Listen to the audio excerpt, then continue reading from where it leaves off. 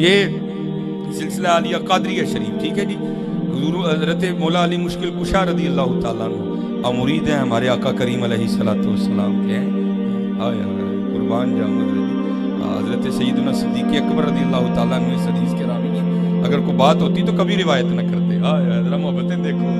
मुहम्मदुर रसूलुल्लाह वल्लज़ीना मअहु अशिद्दाउ अलल कुफ़ार रुहमाउ बैनहुम। वो ऐसी को बात थी नहीं हज़रत। इसके रावी जनाब सिद्दीक़ अकबर हैं। अगर कोई बात होती कभी रिवायत ना करते। आप फरमाते हैं हज़रत अली रज़ी अल्लाह ताला अन्हु से, ए अली मैंने हुजूर नबी करीम अलैहिस्सलातु वस्सलाम को कहते हुए सुना है कि मेरी बारगाह में अली का मुकाम वो है जो मेरा मुकाम अल्लाह की बारगाह में है। हाँ हज़रत, अगर ऐसी को बात होती कभी ये रिवायत ना करते हज़रत। हाँ आगे हज़रत मौला अली मुश्किल कुशा रज़ी अल्लाह ताला अन्हु के मुरीद खास हैं हज़रत इमाम हसन बसरी रहमतुल्लाहि ताला अलैह।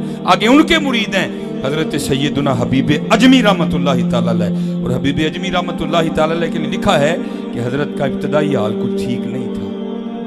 हाँ आपको कुछ सूद का मामला था, ठीक है जी। फिर अल्लाह ने हज़रत को तौफीक तौबा दी और आपने इमाम हसन बसरी के दस्ते पाक में तौबा की है।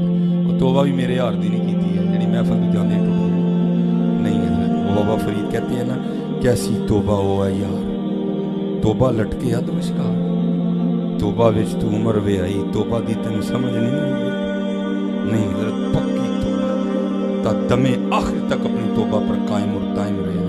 और मैं आपको ये बताने जा रहा हूँ हज़रत जी, ये तौरात में लिखा है। इसमें लिखा है, इसमें लिखा है जी तौरात में लिखा है। हज़रत फुदैल बिन अयाज जो कि पहले डाके मारा करते थे, आपने जब तौबा की ना हज़रत, तो आपको शेख ने हुक्म दिया, ये तरबियत थी उनकी। आपने फरमाया भाई जो उधर के मामले हैं वो तो माफ़ हुए, तो जो लोगों को सताया वो जाके लोगों से माफ़ी मांगनी पड़ेगी। आप जिसके पास गए ना, किसी ने डर के माफ़ी दे दी, किसी ने इसी तरह दे दी। एक यहूदी था, उसने कहा मैंने नहीं देनी, पहले 12 साल मेरी खिदमत कर, अब फिर माफ़ी दे देगा ना? उसने कहा दे दूँगा। हज़रत ने 12 साल उस यहूदी की खिदमत की। जब 12 साल पूरे हो गए ना, तो हज़रत ने फरमाया फलां जगह पत्थरों का एक ढेर लगा है, उठाओ उसमें एक थैली है, उसमें सोना है, जा लेके आ। हज़रत वहाँ गए तो वाक़ईतन पत्थरों का ढेर लगा था। हज़रत ने वो पत्थर उठाए, अंदर से एक थैली निकली, आपने नहीं उसको खोला। जब लेके यहूदी के पास आए ना, तो यहूदी ने जब थैली को खोल के उंडेला ना, तो उसमें से सोने के टुकड़े गिरे। वो हज़रत के कदमों में गिर कर रोने लग पड़ा और कहता है फुदैल मुझे भी कलमा पढ़ाओ। आपने फरमाया भाई मैं तुझसे अपनी माफ़ी मांगने आया हूँ, तो मुझे कह रहा है मुझे कलमा पढ़ा।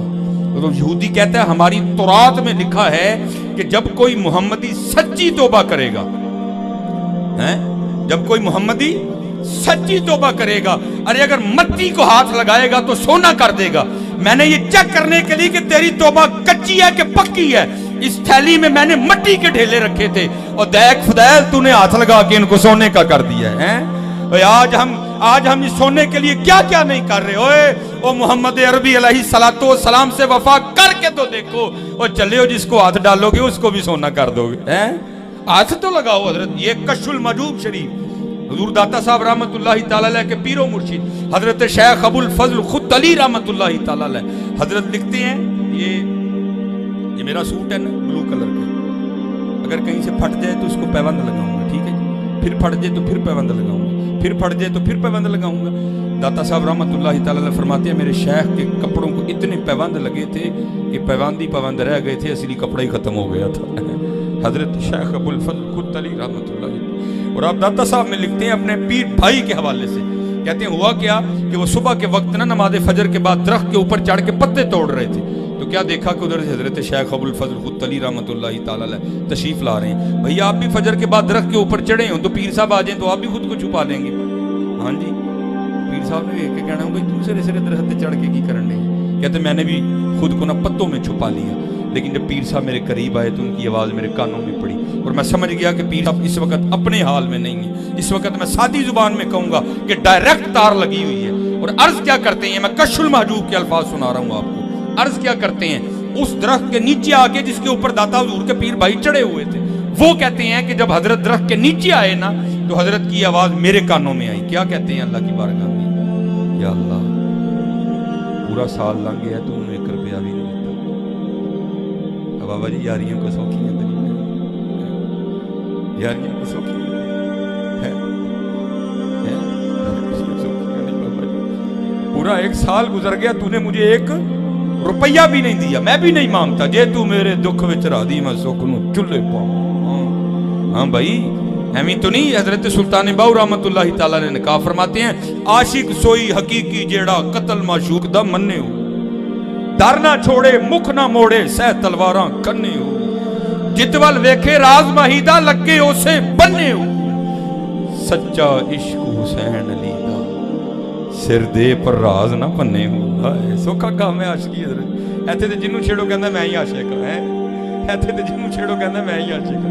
हाय हाय हाय। वो आप फरमाते हैं कि दरख्त के नीचे आके ना ये फिक्रे अदा हुई जुबान से, या अल्लाह पूरा 1 साल गुजर गया, तूने 1 रुपया भी नहीं दिया, मैं भी नहीं मांगता, लेकिन या अल्लाह मेरे बाल इतने बढ़ गए हैं कि अगर नहीं कटवाऊंगा तो तेरे यार की शरह टूट जाएगी। अबुल फजल खुदली अपने लिए तुझसे रुपया नहीं मांगता, इसलिए दे दे ताकि मैं बाल कटवाऊं, तेरे यार की शरह, तेरे महबूब की शरह ना टूटे।